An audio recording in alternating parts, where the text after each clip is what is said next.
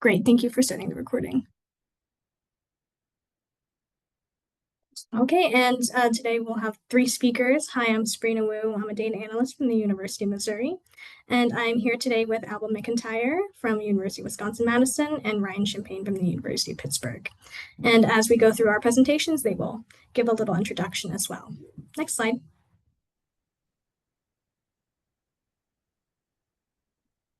So today's agenda will be split into a few different parts. The first part will be about federal data sources. So I'll go through some common questions that you'll have when you're doing CI work when it comes to like federal program analyses or federal sponsors analyses, with a specific emphasis on how to answer those same questions from publicly available federal sites.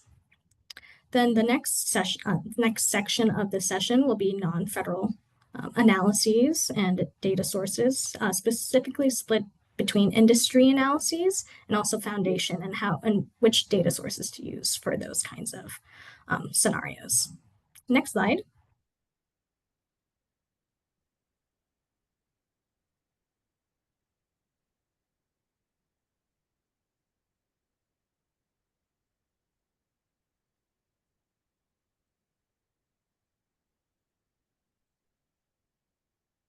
Oh, seems to be buffering.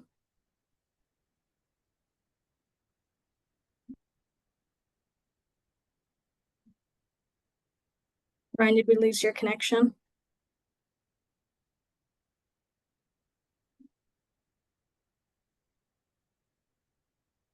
Okay. I might take over. I know Ryan actually spoke about this earlier, but there's been some bad weather in his parts of town, and some people have lost connection.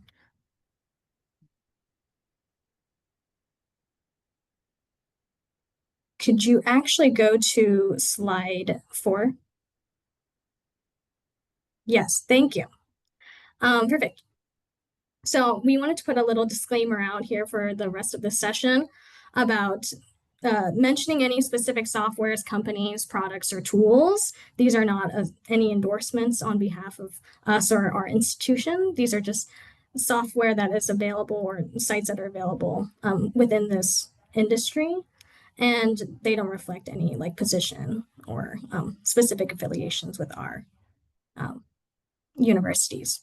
And you'll see throughout my presentation these two buckets, quicker for analyses and takes more time, of these different websites and software tools to use. And these are just solely based on my personal and analyst experience on things that I think are easier to learn, have a shorter learning curve, and then also maybe have pre-made analytical tools built in. But if you have a differing opinion from mine on this presentation, feel free to put it into the chat and let us know, like, what are some tips and tricks that you know on how to best use a source that I may have put into that second bucket that takes more time. Next Wait slide. a minute, Sabrina, I cannot see the slide. Oh, you can't? I know. Oh, is anyone else having trouble? I can see it. Oh, okay.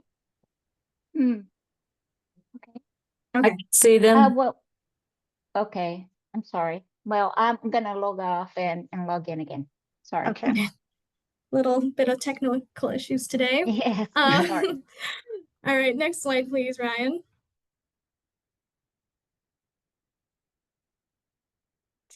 Okay, so let's talk about federal data sources and some common federal questions. Next slide. So these are a few common questions that I've been asked and created analyses for. So, you know, what are some federally sponsored research areas? And so as I go through these questions, I'll pick out the main data source that I would use to answer these questions. But of course, within this presentation, a lot of sources overlap in their use. But this is the main data source that I would use to answer a specific question. Next slide.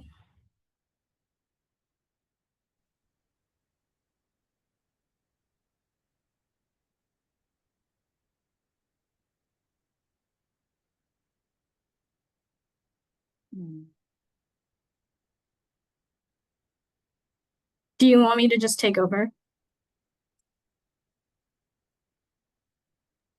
It's showing screen sharing, so happy to have you take over too, whichever. Are we seeing the slide? No, I'm seeing like the presentation slides, like the overview.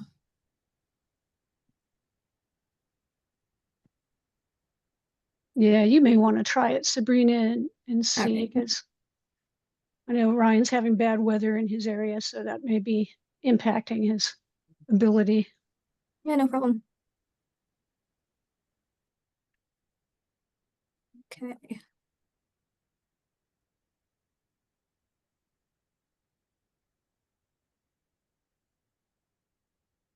Okay, I'm screen sharing. Is everyone able to see this?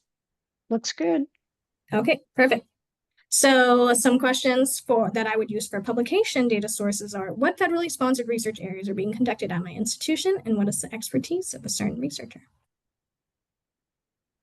And I have these two buckets for research publications. On the left, I put some dollar signs because these are some paid subscription tools that you'll see offered through higher education and higher education data infrastructure. You'll see Digital Science, Elsevier, and Clarivate. They all offer publication information as well as pre-made analytics. So that's why it's in the quicker for analysis bucket, because they have these great visuals and easy ways to slice and dice and look at different kinds of publication data. To answer those, what is my research expertise at my institution? I have some other takes more time sources. OpenAlex and Google Scholar, those don't usually have pre-made analytical suites, but they are a good source for publication information. And I also wanted to point out the three here: PubMed, Science.gov, and DOE OSTI. These are all publicly available sites sponsored by the federal government that have publication information. Something very specific I want to point out is from that previous slide is science.gov, which is a site, a federal repository, a repository of federal research documents and federally sponsored publications, digital media, text, like policy documents. And you can see at the top that they have a variety of agency collaborations from the USDA to NASA. And it's just a higher governing search tool that you can use to search the databases of all those partnering agencies. And the screenshot here, I have looked up University of Missouri Columbia and then on the public access documents. And these are federally sponsored research publications. And based off of your search term, they have a automatic topic clustering visual that you can see on the wheel. So you can see public health, patients, healthcare is a big, and gene expression are big research strengths at the University of Missouri. All right, so what is a federal sponsor's funding priorities? And for a federal program of interest, what has been awarded previously? And this has a very extensive list of resources that I've provided here in the slide. I'm going to go through federal priorities first. So something that takes more time, but you will know about federal priorities are the actual legislative documents that are released by Congress, as well as the presidential budget released from the White House. These are documents, so they do take more time if you want to include them in your analysis just from reading. But with the development of LLMs like ChatGPT, they are a little bit easier to work with. So for quicker analyses, you have pre-made federal priority reports made by AAAS, also AIP, they're linked there. But there's also the National Center for Science and Engineering Statistics, federal R&D report, and that is also publicly available, posted on a government site. If you're looking to answer what awards have been given previously for a specific federal program, there are these common sponsors. I've listed the ones that are common for Mizzou, NSF, the Department of Energy Office of Science, NIH. There's a newer one, Defense Technical Info Center, DTIC, and this is a DoD partnership, Department of Defense partnership with Minsky and also Dimensions for a better searchable database of grants and publications sponsored by DoD. On the takes more time section of award search, they do list DoD contracts, but these are usually by like news postings and also are more text based, so they're a little bit harder to work with when it comes to creating a CI analysis. USA spending is also on the harder, or sorry, the takes more time bucket, only because the search, you have to kind of manually input a lot of search terms if you're looking for specific awards.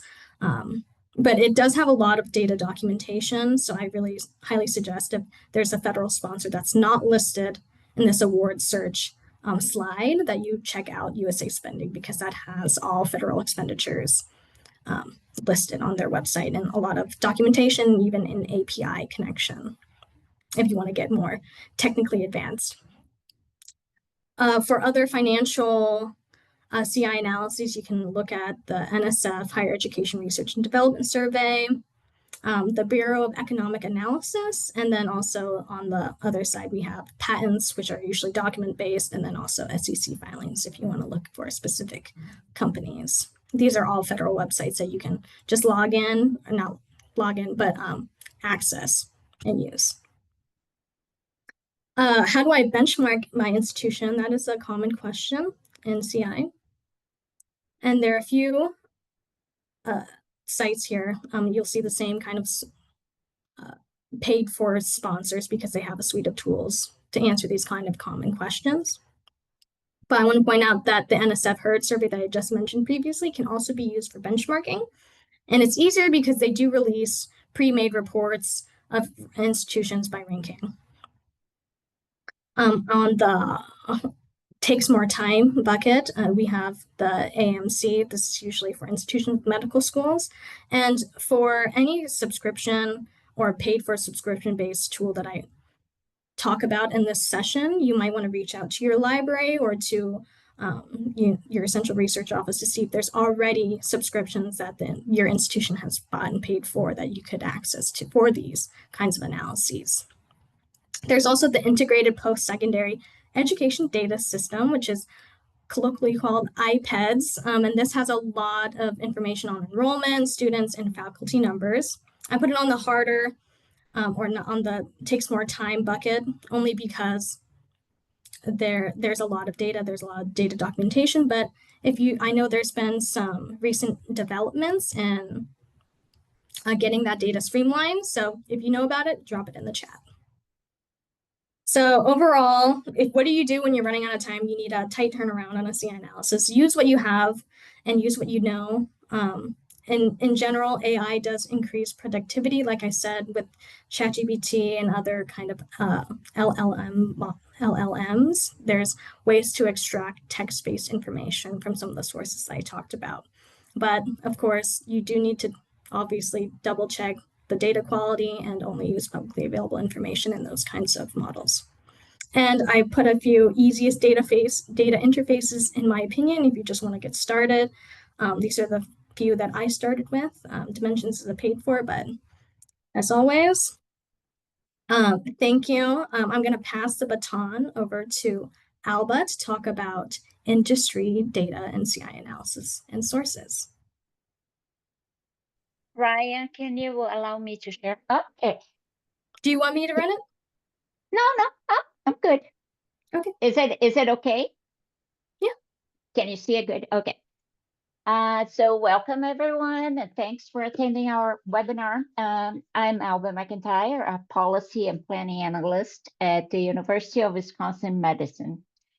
I will be presenting a brief CI toolkit to support industry-sponsored research. I have more than 15 years of experience in university industry research partnerships, and because I know this is a very niche area, I will start with a basic difference between federal and state and industry-sponsored research. Can you see okay? Can you see okay, everyone? Okay, Yes. Okay.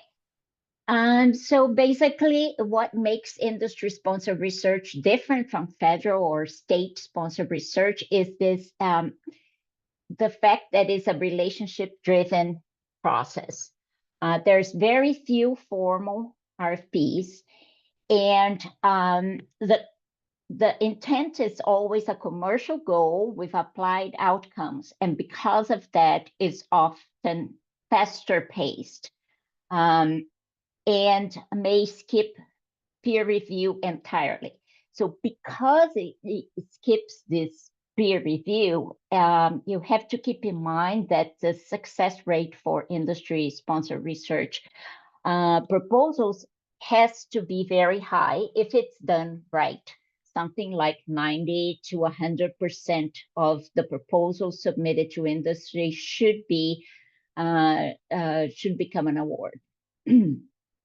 I am going to propose two scenarios for us to discuss how you can work on those two scenarios. And these scenarios happen quite often in terms of industry-sponsored research. Scenario one is a company comes to the university with a specific need.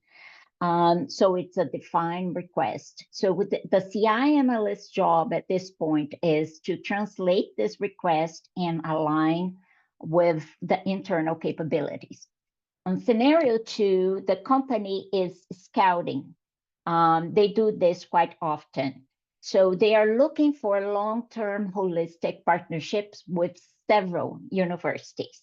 So the CI analyst's job at this point is to understand the company and show the company aligned capabilities. You don't want to show what it doesn't matter to them. So let's talk a little bit more about each scenario. So scenario one, remember, is the one where there is a defined, a specific request. And this is a real case I worked on years ago. And the company came with the request to know what were the capabilities of the university in terms of digital engineering. So my first act was to look for internal capability using digital engineering, and there was none. So then I came to understand that digital engineering is a term used by industry, but not by university researchers. So the job then is to translate this very broad concept into component elements that our faculty use or do research on. So to begin with, you're going to do some exploratory research. And this is to do this translation. And you're going to start, you can start with AI. That is the broadest source you can find. And finish with expert or human intelligence input. So what I like to do is I start with AI. I go through some web search, expert web search defined to the government and other universities. Look for official reports, if there are any. In this case of digital engineering, there was a very good one from Department of Defense. I really like review of literature because it condenses all the information, and it's a not so deep of a level that you still can understand. And commercial reports from companies like McKinsey or other companies like this. They always have some reports that they make available to the public. And like I said, if possible, finish up or check the information that you obtain with an expert. If you have no time and you have access to an expert, go directly to the expert. But once you have all that information, basically trying to translate, you're going to structure and you're going to make sense of this information to come up with this components element box in the middle. So in this case, digital engineering translated into basically modeling. So model-based design, finite element method, and believe me, this was a shocker because I had no idea. And once you have that, then you're well positioned to find your capacity. and you're not underestimating your capacity. So then you align the components with your internal competencies or capacity. Scenario 2 is different because there is no request and you basically have to understand the company. And it is not that difficult. The first case scenario is more difficult. So your goal here is to understand the company and what it's interested in. And when I say company, normally those are large corporations that come scouting for capacity at universities. And I added here on the bottom the Verbund, that is basically the internal strategy of the company BASF. So you can see that there's a range of areas of activity, and they all interact. It can go from chemicals to nutrition. So your first job is to understand this corporation. And how you're gonna do this, you're gonna start again with the broadest of the sources, and that is company website. Look if they're doing research and development, look at their partnerships, news, blogs, explore the company in that way. I really like investors reports and corporate social responsibility reports because they are easier to digest. Do look for news articles mentioning other university collaborations. You want to gauge the environment, the external environment, to see if you can find an area that is not already saturated in terms of collaboration. Do explore the internal human intelligence, meaning faculty that already has a relationship with this company, tech transfer, past interactions, etc. And we are in good shape because there are a lot of library databases to explore, not only companies, but also markets. What I put here is a very basic list of databases and the use cases. You're going to have to go to your library databases and look for the databases that are listed under companies or market or industry. Very rarely, a library does not have any of these tools. Luckily, for some universities, they have a bunch of them. So in terms of public company profiles, and public companies have way more information than private companies. So public company profiles, the gold standard is Dun & Bradstreet Hoover's and Mergent Intellect. For market and industry trends, we have IBIS World and Statista. For private company insights, Privico, and this is not a very good source, but it's the only one we have for private companies. Aggregated content, ProQuest One Business, and Business Source Complete also enters that category. And investment and startup data. Sometimes you need to find the startup data for emergent technology, and then you go to PitchBook. Like I said, Business Source Complete also is very good in terms of giving a general idea of the industry and the market. I want to finish up with some final thoughts in terms of do's and don'ts for industry-sponsored research. So do deconstruct big ideas into specific technologies. That is very important. Use multiple sources whenever you can. Match the company needs with internal capability. Companies are very smart and they're very money oriented. They do not like to spend time seeing or hearing things that doesn't matter to them. Do not rely on AI tools alone because corporations evolve very fast and they do not release that information right away. Don't assume that all companies are ready to fund research. Maybe they're there for students.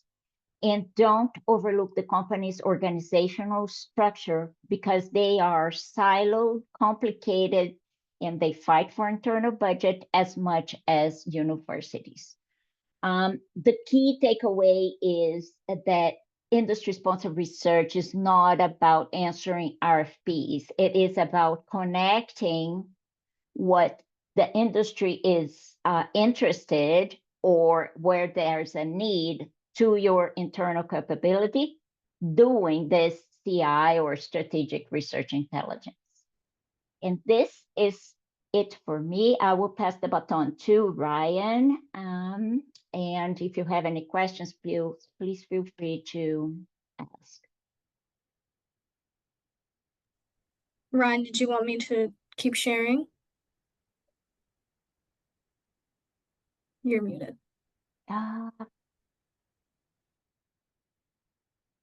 Yeah, if you don't mind, that may just be easy here.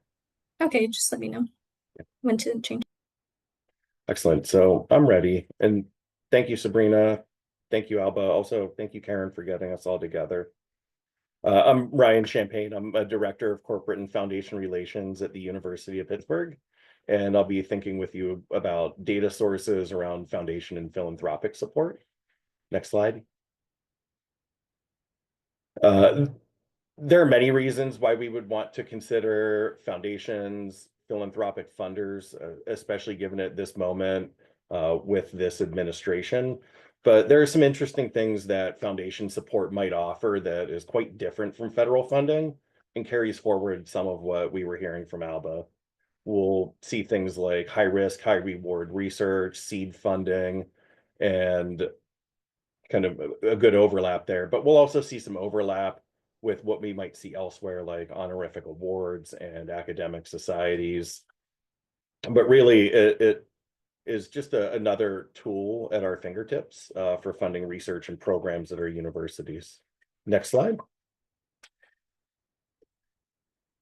Something that I can't underscore enough is how relationship driven a lot of this is, and how the information that we're encountering will look a lot the same, but there could be some pretty big differences here too. You know, at Pitt, we think of things kind of in a little bit of a divide, but I know that it's much more robust and nuanced than this. So I'll really be thinking through this with foundation support that are grants or gifts that sponsor research, as well as foundation support that is much more gift oriented. So we'll say unsolicited proposals for shorthand.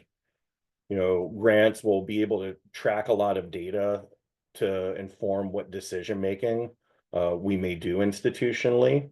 So we'll see things like RFPs with deadlines, review criteria, and what's been funded, as well as who is making a decision.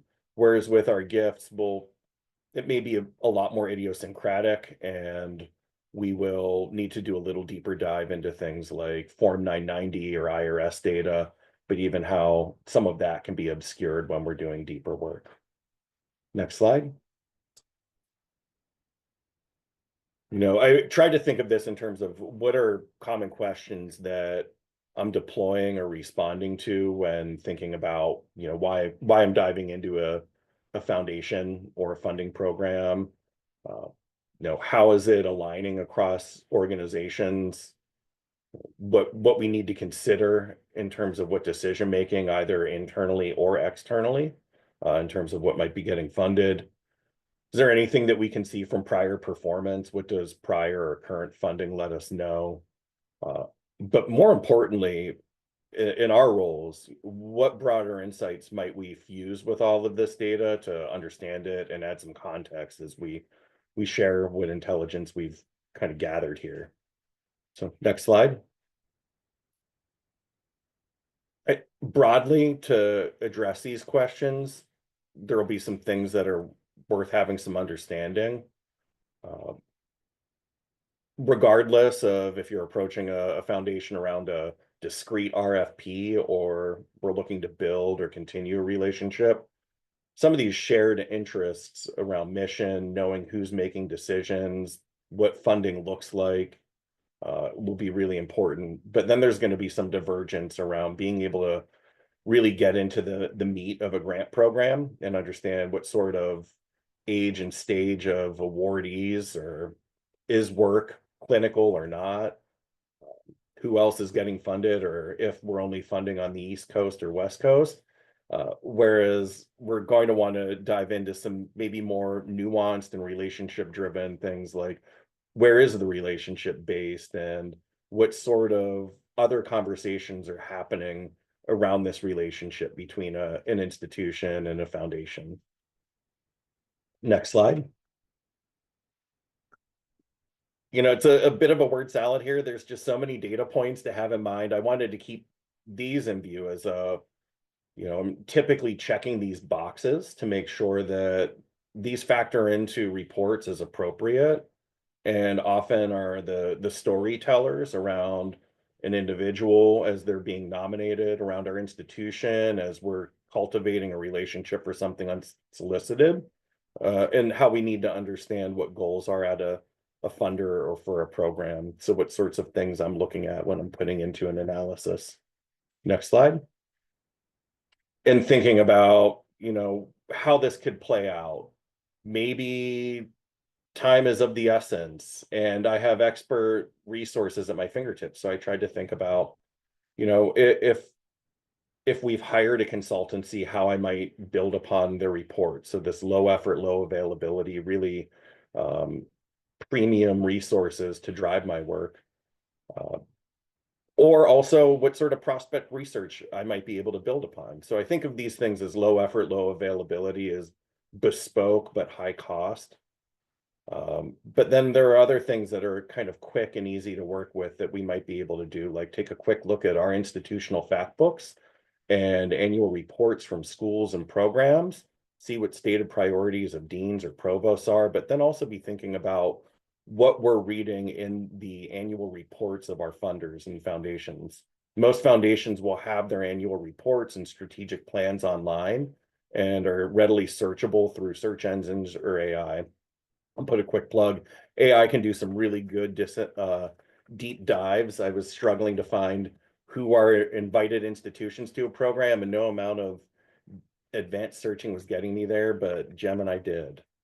I also think about things that involve a little more effort, where I'm rolling up my sleeve, like thinking about which databases are going to reveal to me how funders and institutions might appear in the data for any given research area. So using things like Web of Science, or what sort of quick analytics tools might push me a little faster to see what funders are working in a certain space. Things like insights can be pretty helpful here. But then if I really, really am either having a hard time finding something, what gifts have been made by a family foundation, I might have to dive into things like IRS data and read Form 990s over time. And that can be pretty cumbersome, but it's still there. So I'd say highly available and a little bit of work. Next slide. Check where things are out there. I tried to do a quick little sorting here. I think we've all shared a lot of the same, but I can't underscore enough, if you're making use of subscription resources, it's really worth spending some time to learn how they work, but also feedback to who owns them. If your library is subscribing to something and you're making use of that, it might be worth letting them know that it's a useful tool in your work so that they can continue to demonstrate its value. Next slide. I wanted to illustrate what this looks like in practice, and I thought of it in two ways. So again, this grant versus gift sort of divide. And I wanted to think through what we're doing here around developing competitive strategies to nominate faculty to foundation-sponsored honorific awards. I think there's a lot of conversation around prestigious and highly prestigious awards in higher education. A lot of this will come through as sponsored project funding. So it is worth considering. We work in partnership at our institution, foundation relations and research development, and really do some deep dives around what do we need to factor in our decision making and nominating candidates so that they might map nicely against the funder's portfolio and ultimately be considered. So we're going to do things like look at the age and stage of individual candidates who have been awarded versus who we have in our nomination bucket, learning things like, does it take more than one time to apply? And our funders calling this out, we might want to consider people who are a few years ahead of the end of an eligibility deadline. What other things are being funded through this vehicle? And are we seeing complete connections between what work we have in our candidate pool as well as what's been awarded by the funder? Are we funding interventions in the field, for example, or only methodological approaches? Next slide. It looks a little different when we're doing a deeper cultivation and building interest around unsolicited proposals. And I think here some real deep dives into data come in handy. We recently had leadership meeting with a national foundation, and the door opener was having new leadership at both places, but it also really needed to be stated as to why would people be meeting and what is the value in them having a conversation. So through doing analyses of prior funding, we were able to talk about how work has been scaffolded grant over grant from this funder, what some of the outcomes and outputs have looked like, and demonstrate that through literature as well as placement long-term of program graduates. But then also really start to do an understanding around what emergent areas that we have that the funder also has as emergent. It was nice to also do some understanding around who we were meeting with, and that our program officers were both former deans, granted at different schools, but in separate fields.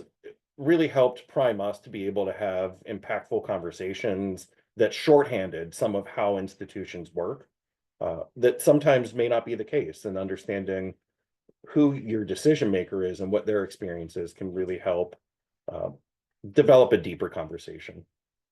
Next slide. But foundations are really different. It can be really quite idiosyncratic. They move quickly. They're responsive. I think we're seeing this right now, where some funders are walking back programs that were committed to diversity, equity, inclusion, like Chan Zuckerberg Initiative, while we have other initiatives or funders who are being responsive and offering things like bridge funding to faculty who are PIs and lost NSF awards, like Spencer Foundation. People are sensitive. We've been disqualified by a funder purely for an administrative error. So understanding sensitivity really can't be underscored enough, but knowing how to appeal to sensibilities can really be helpful and get you back on track too. But know that it might take a little bit of digging, and that there will always be some unpredictables in the mix. I've rounded up sources that I use, so I have that as a Word document. I didn't really pepper in any product names, but I try to make some connections between my questions, my data, and my source outside of this presentation. Next slide. And really, that's it. So if you're interested in that, or even just chatting any of this, happy to catch up. And my email address is in the slide here. And thank you for your patience with my tech difficulties.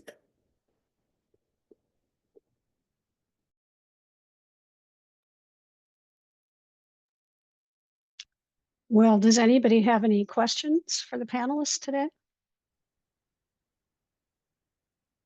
You can either unmute, or if you want to put it into the chat, I'm happy to share that with the panelists.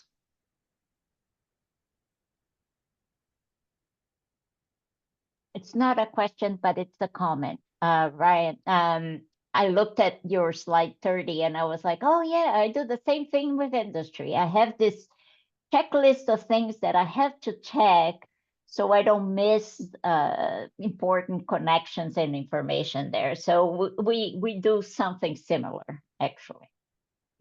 Very good.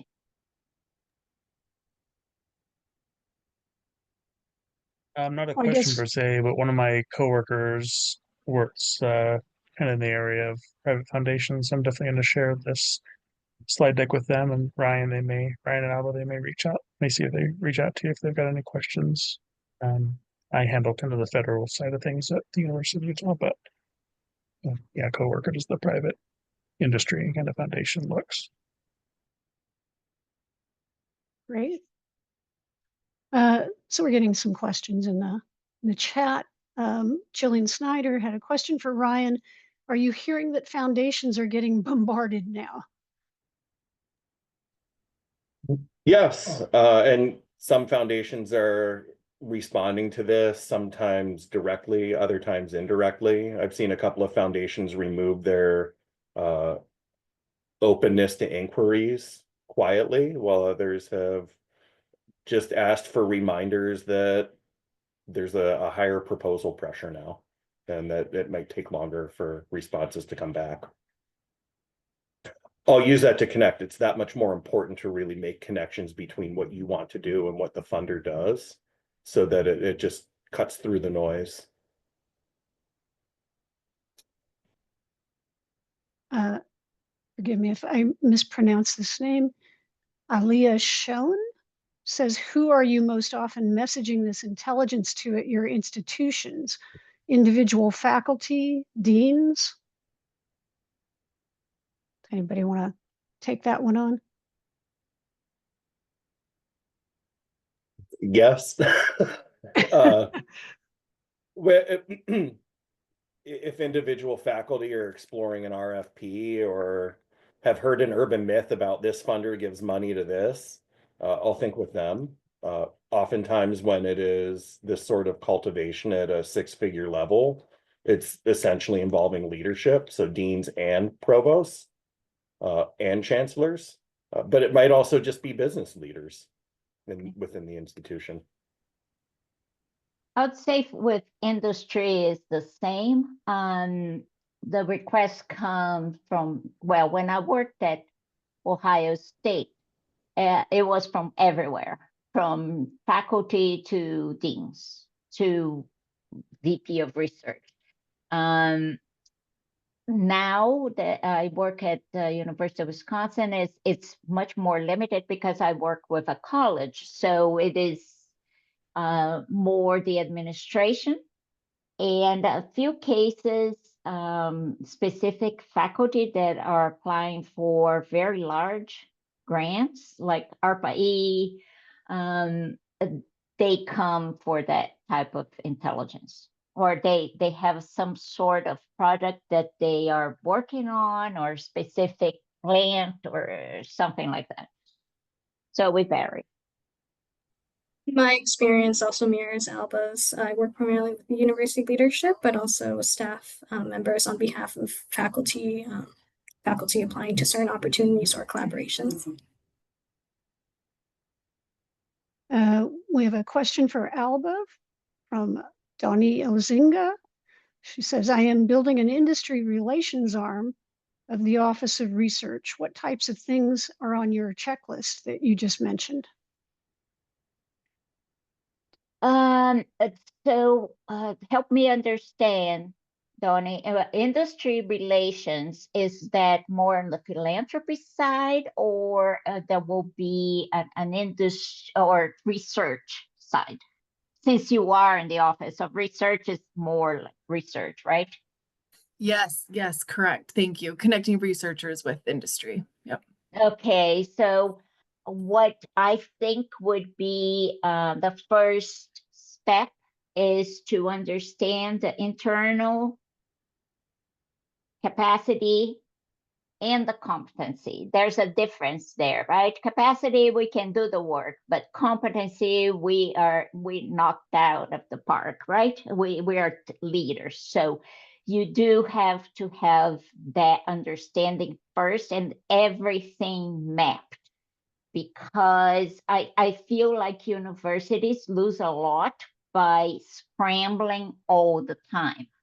Okay, the company comes, you have to imagine companies are like a well-oiled machine, and they want things fast, right? They don't want to wait for university to get their ducks in a row. They want, they want to see progress and fast. So what I would do is I would understand what my capacity, my competencies are. I would understand the baseline of the current relationships and the current industry research that is happening, what market they are, and how do those market cross path with colleges, departments, who are the leaders in that. Basically, the more you understand your internal capabilities and the more you understand the market you're serving, the better prepared you're going to be to respond to eventual corporations that come to you. Does that answer your question? Yes, thank you. That was beautiful. Thanks. We have a question for Sabrina from Jason Lyons. Do you have tips on using those paid or public data sources to get more granular information in specific topic areas instead of broad looks? Yeah, so for publications, that science.gov, you can use those search terms to get that kind of automatic clustering. That's something that's new to me. But in general, you can use, so we have Dimensions, and Dimensions has this very specific concept generator that they have through their product, their paid product. And you can look up a specific topic and it'll give you auto-generated correlated terms with that specific area. They also have different kinds of publication discipline fields that they automatically generate using AI to map all of the publications. So you can go there. They also have subfields of that, so that could be a little bit more granular. For an AI use case, you can also use ChatGPT, like that deep research.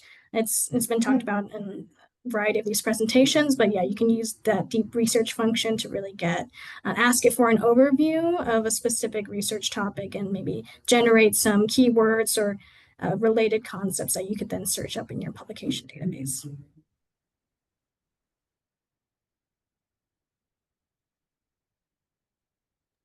Sabrina, I just want to point out that in one of your slides, there is like a pie chart of topics, right? That it gives more granular information. And that source is actually, I put in the chat here, it's Carrot Square. And you can use Carrot Square to add your own data or to search PubMed, for example, and it does the clustering for you. So there was a tool for NIH that they use the Carrot Square API, but it's still there. There are other alternatives to Carrot Square, but it does a good job of clustering if you have the need for that. That is amazing. Thank you so much for linking it. Any other questions? I guess I have a question. What are some of your favorite go-to tools when you have to turn something around quickly? I can answer first. In terms of, unfortunately, there is not a free source or unpaid subscription to some of these database for industry. But I do like Emergent Intellect. It does provide a look at the company, a look at the sector where the company is, and trends for industry. Another one that is really good is Hoover's and Business Source Complete.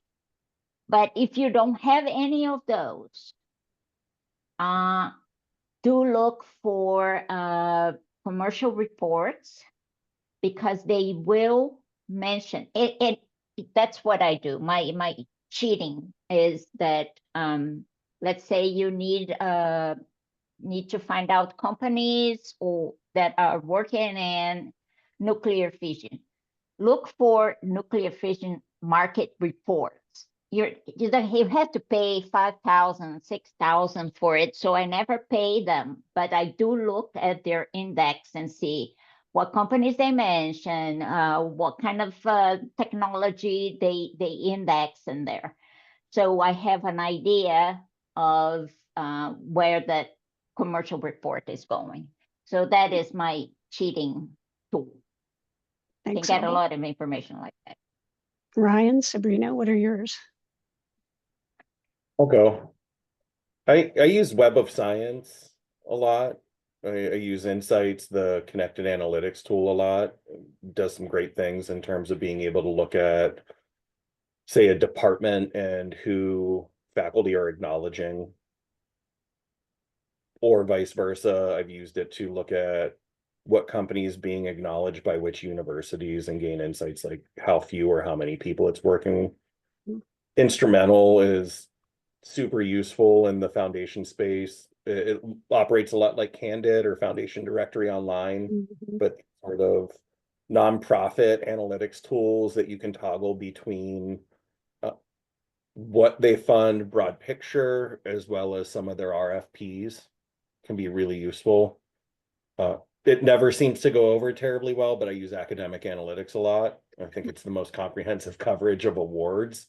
I don't use it in terms of quantifying people, but it offers some really good data points about people, like when their degree year was, what their academic age was, but it also does a really great job of benchmarking what foundation sponsored honorific awards have happened in chemistry departments across the nation and how do we look comparatively.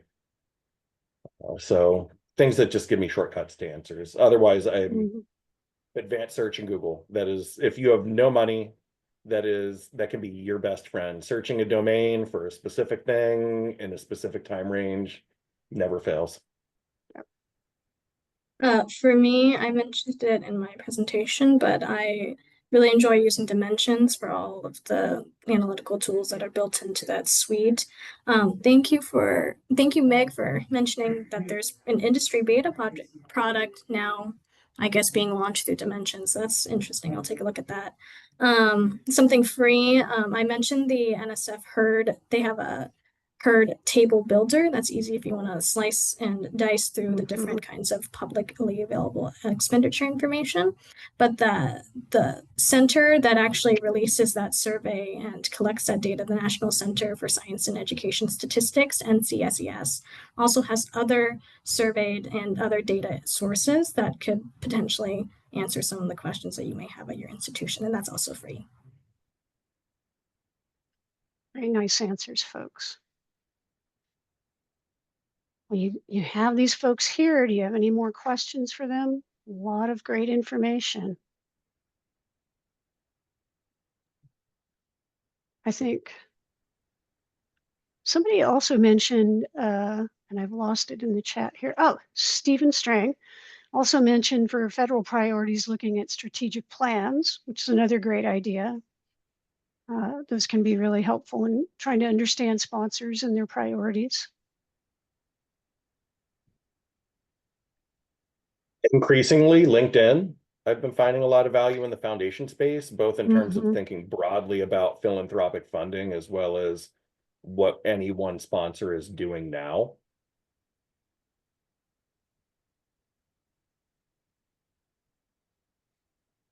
Alba, do you have any thoughts about, I think about this because of my own past experience, how CI folks can or should work with corporate engagement people? Oh, yeah. So talk about niche, right? This is like down the weeds. that is so specific. But I think that when talking about both sides, okay, corporate partnerships that will focus more on bringing industry to campus in terms of student hiring, internships, sponsorships, things like that, research.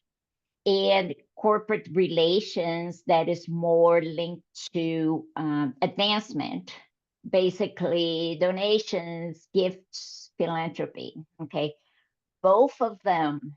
I mean, I think that's where CI can really, really make an impact because it is absolutely underutilized. We first started at OSU at Ohio State, maybe 12 years ago, 15 years ago, doing this link of positioning the research, industry-sponsored research, and the corporate relations, more on the advancement side, through CI, and it was a very good experience. We worked very well together.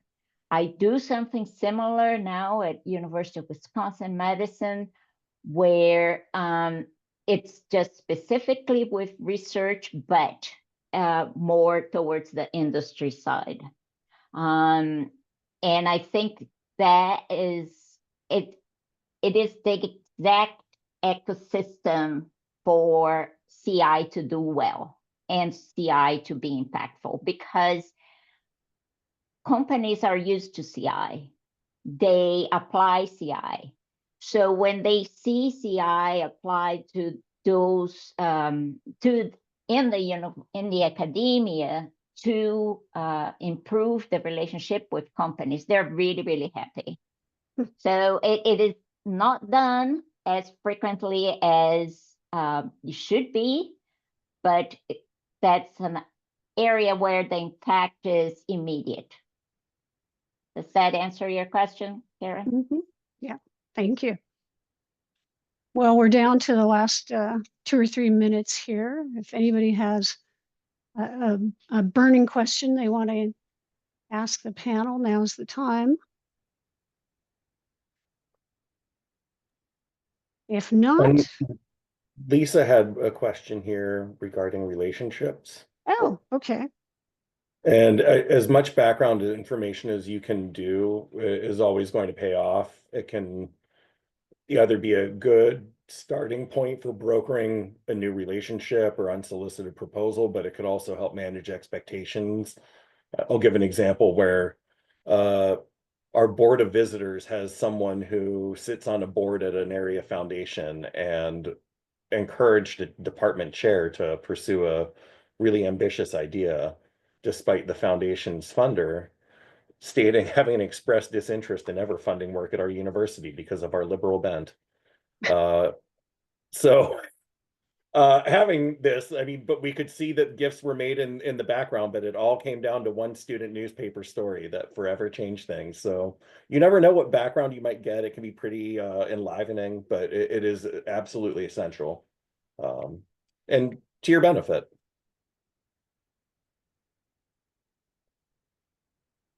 All right. Well, thanks everyone. Thanks so much to our panelists, to Ryan, Sabrina, and Alba for putting together this wonderful presentation today. We will share slides so you can get access to all those great resources, and we'll try to get the video out as well. And thanks for everyone for coming and your great questions. And we'll be putting together another presentation soon. So everyone, thanks so much and have a great rest of your day.